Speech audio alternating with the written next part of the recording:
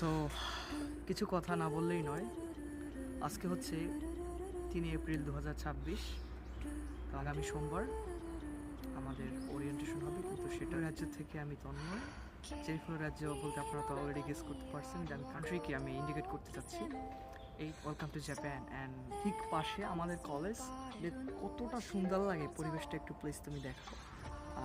আমি ঠিক একটা সাকুরা ফুল গাছের নিচে আছি, আপনারা আমাকে একটু দেখতে পাচ্ছেন।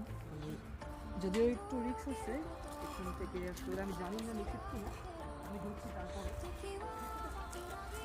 এই যে কতটা অপূর্ব আসলে এই সাকুরা ফুল গাছের ফুলগুলো দেখতে পাচ্ছেন আপনারা, খুবই খুবই চমৎকার এবং আমি খুব এনজয় করতেছি।